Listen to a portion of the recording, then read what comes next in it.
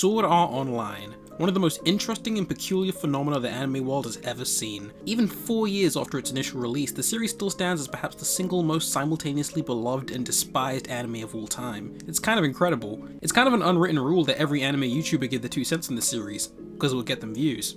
Instantly. And you know, I haven't really had anything to add to the discussion. I think it's dumb, nothing new. But at this point, just saying that doesn't really get to the heart of the matter. The harder and, in my opinion, more interesting question is why do so many people love this show so much in the first place? It cannot be understated how explosively popular this series is. This SAO shirt of mine has started more conversations and made me more friends than my K-On! And Space Dandy shirts combined. So what's going on? Are they all just clinically insane?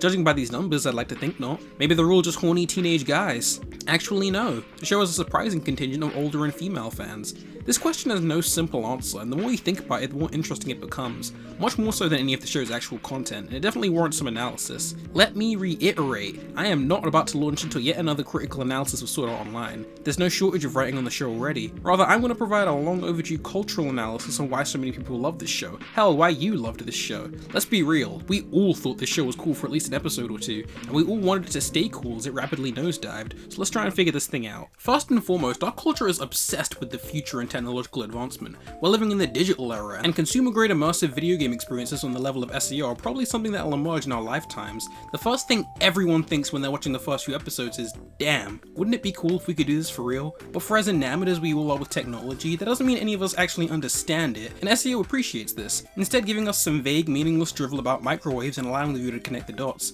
No matter how much or how little you know about actual computer simulated reality, anyone can understand SEO on a base level. Vague is a very important word when it comes to this series, so keep it in mind. The same logic can also be applied to the show's setting. Aincrad is an incredibly broad and vague assortment of various high fantasy motifs. It isn't even close to being cohesive, but it's still cool looking and immediately primes the casual viewer for what kind of story this is. You don't need to know the first thing about MMOs, high fantasy, or even alternate world fiction whatsoever to be able to inherently understand what SEO is going for. In fact, the more you know, the less likely you'll be able to buy into it. In a way, the setting's biggest weakness is also its biggest strength, and this is a sentiment that can also be levied against our infamous protagonist, none other than Jesus-kun himself. Kirito is absolutely incredible, and SAO's #1 priority at all times is to remind you of that as often as possible. He wields a badass sword and dispels his foes with a grin and a catchphrase, complemented beautifully by his ominous black trench coat. His expression is often moody and contemplative, giving the viewer the impression that he's really got a lot to think about. His facial features are intentionally flat and lacking in detail, making him pretty versatile on an aesthetic level. One minute he's cute and comforting, and the next he's formidable and threatening. It's also beneficial in a meta sense, which is to say Kirito could be anyone, an older brother, a lover, maybe even you.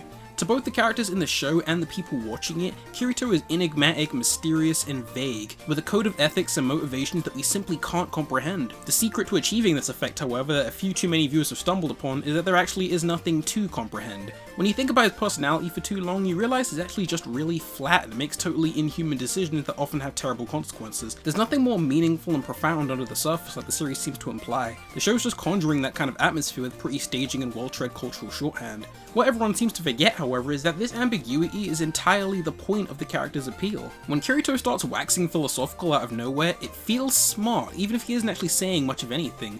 People often ask, why doesn't he join one of the guilds so he can help clear the game faster and save lives? The answer's simple, really. Kirito's too cool to abide by bureaucracy. What kind of hip and happening teenager listens to all the crotchety old people? He'll swoop in and save the day, of course, but he'll do it on his own terms. People also ask, why the hell is Kirito so inordinately powerful relative to everyone else in the game? Why do you think, dummy? Because nobody's watching this show to be reminded how lame they are in the real world. Nothing about this character was designed to make sense. He was designed to be cool and make you feel cool. This is literally a show about fantasy, and the more willing you are to indulge that fantasy, the more likely you are to tolerate this series. Because at its core, if Sword Art Online is about one thing, it's about giving the viewer what they want. And who in their right mind doesn't want to lie on the grass in the middle of the day in a magical world with no rules? Who doesn't want to soar through the sky battling dragons while admiring a gorgeous skyline? Who doesn't want a cute girlfriend? Who doesn't want 4 cute girlfriends? They don't even need personalities, just give them different body types and hair colors and you're golden. Who doesn't want a superpowered daughter who worships the ground you walk on? Don't like the current tone and structure? No problem, we'll change it. Seriously, the show plows through maybe 8 or 9 genres in the span of like 14 episodes. It may explore all of them poorly, but whatever, there's a flavor of SEO for everyone. This series couldn't have possibly cast a wider net. It's absolutely no surprise it managed to bag such a huge audience. In fact, this video should be called Why Doesn't Everyone Love SEO? Well, let me answer that for you. If I had to think of the one primary reason this show manages to repel so many of its potential obsessive fans, it'd be that everything about the series is entirely transparent. A seasoned anime viewer only needs to take one look at the show's artwork and promotional material before they think, no, I don't think so. With that said, it isn't all that surprising that the vast majority of this show's hardcore fans aren't super well-read anime aficionados, because the more you've watched, the clearer it becomes just how little it actually offers that hasn't been done better elsewhere. In fact, this even extends beyond anime.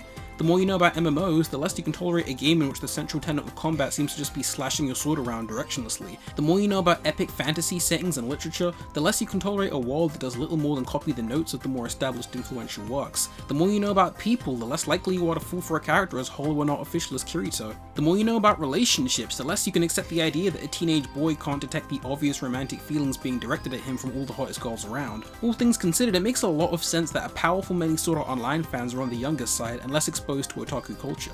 But for the sake of discussion, let's really try and put ourselves in the mind of these viewers. Imagine if you were just some ordinary guy who knows nothing about anime culture, and your cool weeaboo friend told you to watch Sword Art Online on Netflix. Can you imagine how much it would blow your mind? How many cool, crazy ideas it'd have to offer if you've never had any experience with the medium? Never heard of a lolly before? Well, here's one of the finest lollies in the land. Never heard of the tsundere archetype? Well, you're in for a treat. Unfamiliar with the accidental boob grab? Here you are, my good man, piping hot fan service, fresh at your door in 30 minutes or less. Flashy sword battles with cool music, cute little animals, buy now on crunchyroll.com, pretty backgrounds, emotional speeches, the absolute works. Sword Art Online gives the viewer what they want. It gives them things they didn't even know they wanted. It's like a crash course in anime stupidity, the most perfect blend of wish fulfillment and self-indulgence. There's actually very little in this series that you couldn't find elsewhere and better, and honestly, it could have gone away with it. All it needed was a good dose of self-awareness. You can make up for a multitude of weaknesses in narrative and setting with the slightest bit of self-awareness. If you play your cards right, you can even turn those weaknesses into strengths. The currently airing ReZero, for example, knows goddamn well that its setting isn't exactly revolutionary or all that unique, but it skirts around the issue with its tongue firmly in cheek. なんか話違うね。異世界召喚じゃねえのかよ。俺の主人公設定はどこ行ったんだよ。召喚者としてちょっと不備が目立つわ。 While this doesn't necessarily make the setting any better in itself, it gives me confidence that the show knows what it's doing and maybe its appeal lies elsewhere, like in its charming characters and excellent comedy and engaging mystery narrative. Another great example is Sakamoto Desuka, which similarly to SAO stars an impossibly perfect teenage boy that everyone's in love with, except in this case that's entirely the joke and the show hams up his flawlessness to deliver on some really creative humour. These are shows that call attention to their own derivativeness to the point that they take on a satirical quality, and it works wonders, as long as you're not a smarmy sack of shit like Saikano. But for some baffling reason, Sword Art Online plays itself entirely straight, like it's pioneering all of these concepts or something. It reads like something written by a teenage fan of the genre rather than an ambitious creative trying to expand it. With that said, however, I'm not sure there exists another work that so perfectly ticks every box in a teenager's wish list, such a comprehensive compendium of chunibyo. It delivers on things the audience never quite knew how to ask for and scratches itches they never knew they had. It's basically perfect, and at this point, it didn't matter what the show did next. SAO would earn the goodwill of its fans so strongly that they were in it for the long run. It doesn't matter if your characters are paper thin, it doesn't matter if you're massively tonally inconsistent, it doesn't matter if the setting is lacking in detail or nuance, it doesn't matter if it makes literally no sense. Nothing this show could ever do would sully the loyalty and admiration it built among its fans. Or so we thought. The fairy dance arc is baffling, to the extent that I can't even really make sense of the intentions of the people who made it. If I had to cap it off at one reason that this arc seemed to have lost the respect and participation of everyone watching collectively, it'd be that it is self-indulgent to an absolute fault. Asuna is put in a skimpy outfit and trapped in a birdcage patiently waiting to be rescued, effectively reducing her from a character to an end goal for Kirito. Not as some kind of commentary or clever symbolism, that's just literally the plot. It's almost like the show is parodying its own ridiculousness, but no, it's played entirely straight the whole time. This isn't the kind of self-indulgent that makes you wish you could roleplay the characters or be a cool hero. All it does is make the audience feel stupid for having ever taken this show seriously in the first place. It's so transparent that it straight up resorted to being its own doujin. Kirito's godlike lolly is now palm-sized and can fit snugly in his pocket when he's adventuring. Again, it seems like it's making fun of itself, but there isn't even a hint of mindfulness or satire on the show's part. It really is just that stupid. But nothing in this series can match the sheer head-scratching bewilderment I feel when confronted with the creature known as Suguha. Once again, I am not trying to ascertain this show's quality. I'm trying to get into the minds of the people watching and making it. So I ask you, if the entire point of Sword Art Online is to give the audience what they want, who in the hell is this character in service of? Correct me if I'm wrong, and I'm sure you will, but nobody wants to make it with their sister.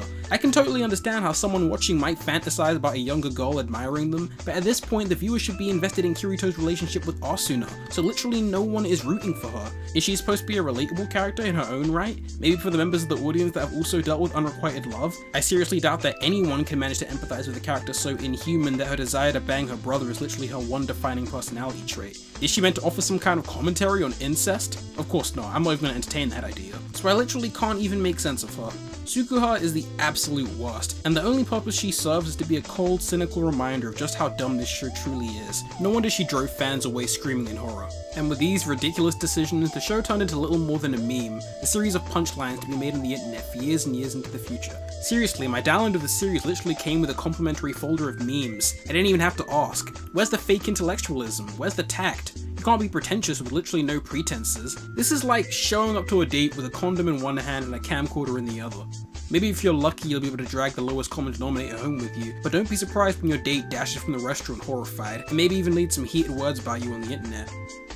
What a strange analogy that was, but it works, damn it. You know why? Because nobody wants to watch their favorite character get molested by a gross pixie. Nobody wants to be hounded by their sister when they're trying to save their girlfriend. Nobody wants to feel like they're watching a less than stellar show, let alone trash, but Alfheim will remind you every step of the way, whether you like it or not. These are 10 of the very worst episodes of anime I've ever watched for a lot of reasons. The most baffling to me is that it panders entirely wrong.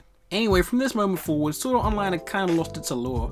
By the time SAO2 rolled around, the series formula was set in stone. New MMO setting, new outfits, new cute girls, sloppy pacing, bloated exposition scenes, armchair psychology, clumsy fan service, clumsier fan service, inconsistent fight direction, plot contrivances, plot holes, shameless sexual victimizing, a villain with little to no discernible motivations, all caked in enough brown to kill a man. At this point you're either in or you're out, there's no more room for surprises. What was once a hilariously fascinating train wreck is now a monotonous and predictable train wreck. And while it's a lot harder to make fun of, it's also harder to really feel anything for, and that's definitely been reflected in viewers' reactions to it. And then there were those 3 freaking terrible episodes where we literally watched Kirito and friends just play the game. It's like the show seriously doesn't understand why people flock to it in the first place. If I'm gonna watch characters just hang out with no dramatic stakes whatsoever, they better at least be charming and likable characters, as opposed to the most infamously wooden cast around. Imagine watching your favorite Let's Play series, except the charismatic hosts are replaced by 6 wet carrots.